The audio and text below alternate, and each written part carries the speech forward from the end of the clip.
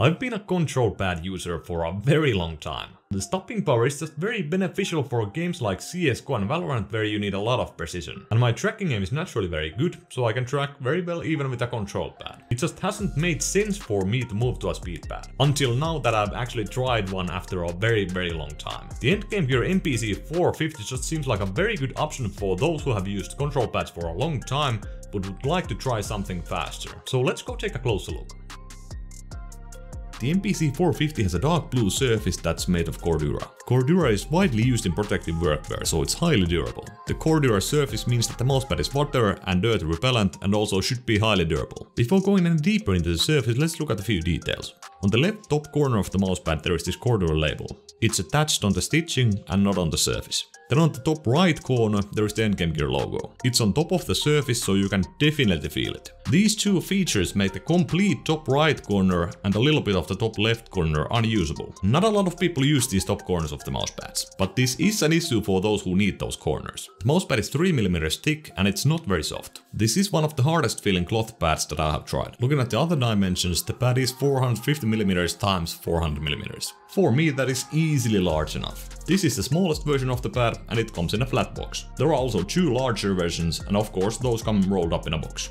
The stitching on the mousepad is not the best I've seen. I've used the mousepad for about 4 weeks and there is quite a bit of fraying on the sides. The fraying is only on the side that actually hits my hand. The stitching also feels quite bad to your bare skin. When moving your arm on the mousepad it feels quite bad moving it sideways and even worse when you move it vertically. But I always use a long sleeve shirt and therefore I don't have any issues with the stitching. I highly suggest you use one too or use a sports sleeve. The base on the mousepad is natural rubber and it's quite textured. It doesn't exactly glue to my desk, but it doesn't move when I'm in a real in-game situation. The glide on this pad is very fast on my Extra 542.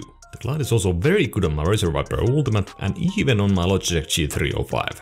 I've been a control pad user for a long time, so this is a lot faster than anything I've used in a while. There is pretty much no static friction whatsoever, so it's very easy to start moving your mouse with the mousepad. This makes it very good for micro adjustments. It's also very good for those games where you need some tracking aim. Now what really surprised me with this pad is that when there is no static friction, there is actually still some stopping power. Of course it's not nearly as much as with a control pad, but for me this seems to be enough. I can aim very well in CS:GO and Valorant with this pad. The fact that there is no static friction ever makes the pad very consistent feeling for me, but I did need about 4 weeks to adjust to the pad properly. The first 2 weeks I was pretty much missing all my shots, but then I got used to it. One of the key factors of this mousepad is in my opinion the consistency, and the Cordura surface should be very durable, so this should last for a long time.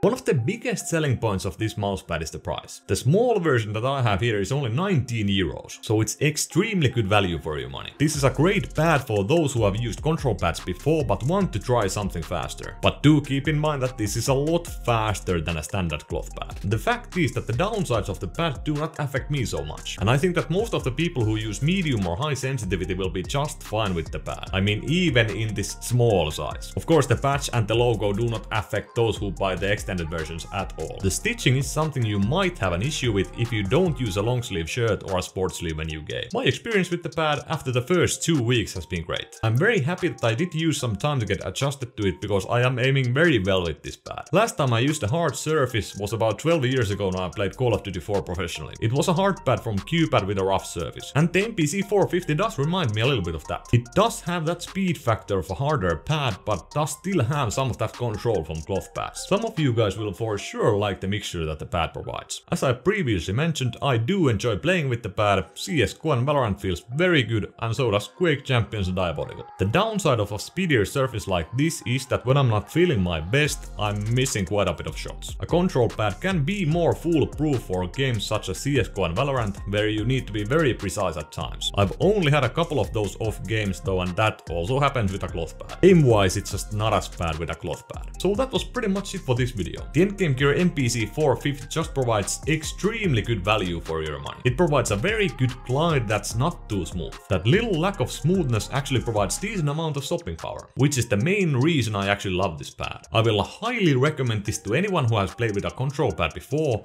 but would like to try something faster or maybe even a speed pad. The MPC450 can be very good for games like Arena FPS and even a game like CS:GO and Valorant. As I already mentioned, I was very precise with the pad in those games. For now, this will be my main pad. The next mousepads that I'm gonna review are the Artisan Zero Soft and the Cooler Master MP510. So I do need to go back to those control pads for at least a while. But that was pretty much it. If you enjoyed the video, hit that like button. If you enjoy my content, hit that subscribe button, and see you in the next one.